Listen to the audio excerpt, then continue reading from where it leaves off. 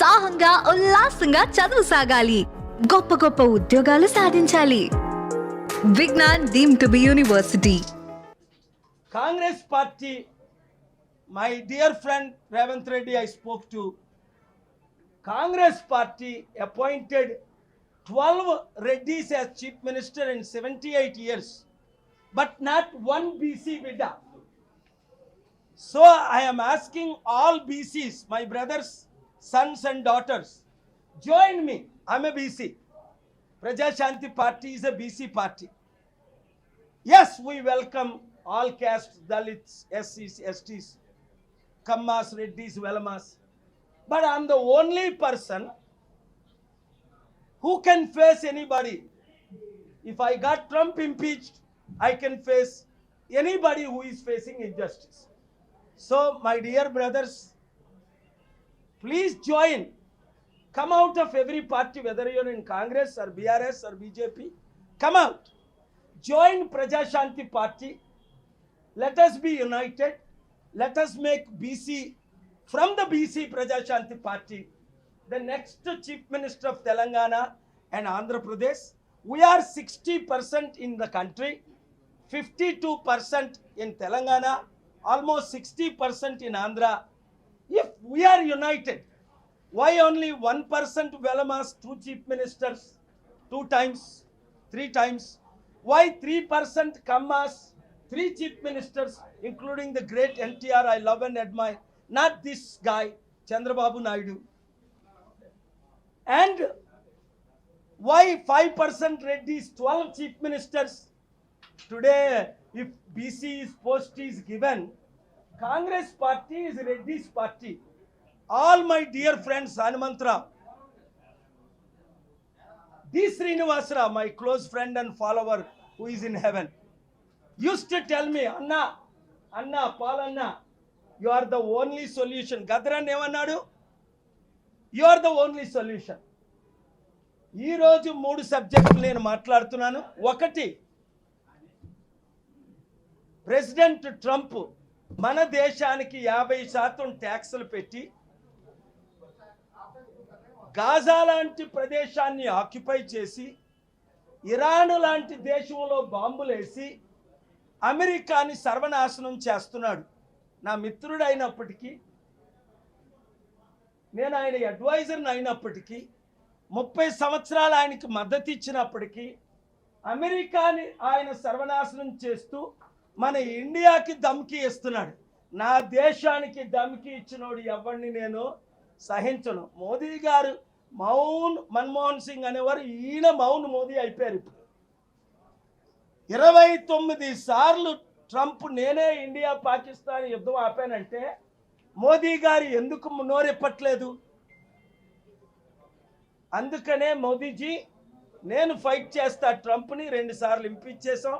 2020లో అతి త్వరలో మరలా ఇంపీచ్ చేస్తాం, ఇంప్రిజన్మెంట్ ఇస్తాం. 2, నా బీసీ తమ్ముళ్ళందరికీ ఒక మాట అడుగుతున్నా, గద్దరాన్ని మీరు ఫాలో అవ్వరా? ఒక దళితుడై ఉండి ప్రజాశాంతి పార్టీ మాత్రమే బీసీ పార్టీ అని కాంగ్రెస్ వాళ్ళు అడిగిన పార్టీలో చేరారా?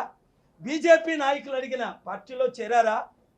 టీఆర్ఎస్ బీఆర్ఎస్ వాళ్ళు అడిగిన పార్టీలో చేరారా?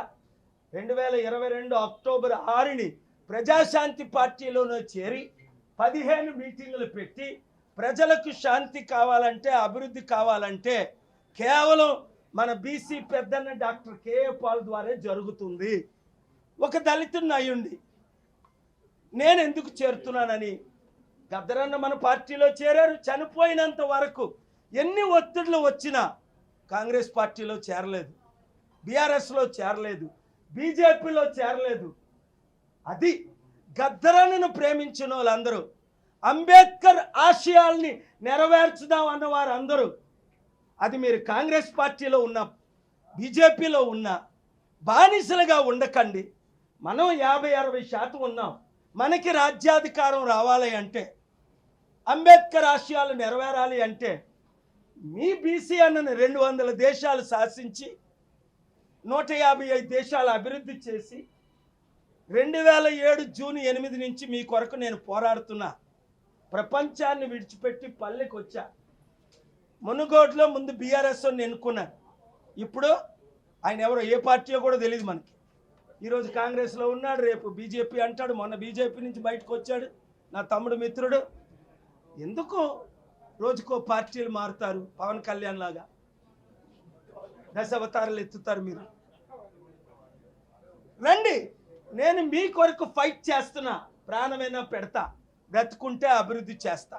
3, ఈ బెట్టింగ్ యాప్లు ప్రధానమంత్రి గారికి నేను లేఖ రాశాను.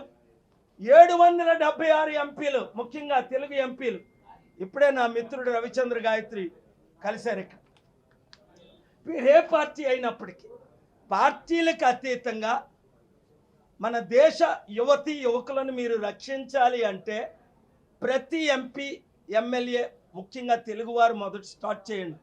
ఈ పార్లమెంట్లో బిల్లు పెట్టమని నేను ప్రధానమంత్రి గారిని అడిగాను. సుప్రీంకోర్టు నుంచి నోటీసులు ఇప్పించాను. 30 కోట్లు యువతీ యువకులు మరణిస్తున్నారు, వేల మంది సూసైడ్లు చేసుకుంటున్నారు, లక్షల కోట్లు అప్పు చేసేస్తున్నారు. సుప్రీంకోర్టు ఆర్బీఐకి, ట్రేకి, ఈడీకి నోటీసులు ఇవ్వబట్టి మే నుండి ఈరోజు విజయ్ దేవరకొండ అంటాడు బయటకు వచ్చి, నిన్న నా కూతురు కంటే చిన్న వయసు, బెట్టింగ్ యాప్కి గేమింగ్ యాప్స్కి తేడా ఉందట, సుప్రీంకోర్టు లైసెన్స్ ఇచ్చిందట. తమ్ముడు అనకూడదు, చిన్న కుర్రాడు నువ్వు. ఒక్కసారి ఆలోచించు, 30 కోట్ల మంది ప్రాణాలు పోతుంటే నీకు 10 కోట్లు అవసరమా బెట్టింగ్ యాప్ కొరకు, గేమింగ్ యాప్ కొరకు? అసలు నీకు తెలంగాణలో, ఆంధ్రాలో, కర్ణాటకలో గేమింగ్ యాప్లు ఇంక్లూడింగ్ డ్రీమ్11 బ్యాన్ అయిందని తెలుసా? ఇమీడియట్గా నువ్వు నీతో పాటు ఈ పెద్దవారిని అందరినీ అరెస్ట్ చేయాలని తెలుసా? వీళ్ళకి సత్తా లేదు, ఇప్పుడున్న ముఖ్యమంత్రులకి, ప్రధానమంత్రులకి. ప్రాణాలు కాపాడాలి అంటే ఇప్పుడైనా మీరు మారు మనసు పొందాలి, తప్పైందని చెప్పాలి. బెట్టింగ్ యాప్లని, గేమింగ్ యాప్లని game of skill, game of chance, ఇది కూడా తెలియదు ఆయనకి.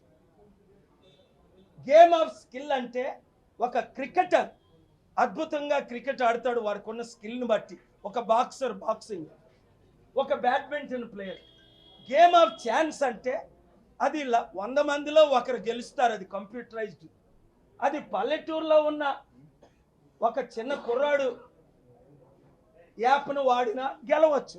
ఇది స్కిల్ కాదు, గేమ్ ఆఫ్ యాప్ అని మే 23న, ఆగస్టు 1ని సూటిగా నేను వాదనలు వినిపించిన తర్వాతే సుప్రీంకోర్టు నా వాదనలు సమర్థించి, ఇంతవరకు ఇలాంటి నోటీసులు ఎవరికి పంపలేదు.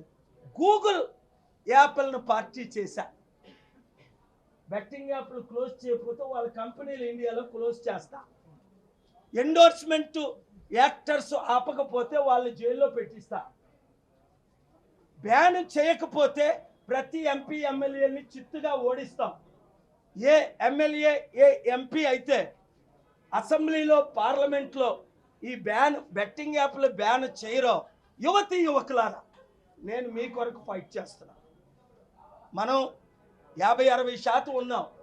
మీరు ఒక్కొక్కరు ఈచ్ 1 రీచ్ 10తో ప్రజాశాంతి పార్టీని మాత్రమే గెలిపించండి, అది ప్రజల కొరకు.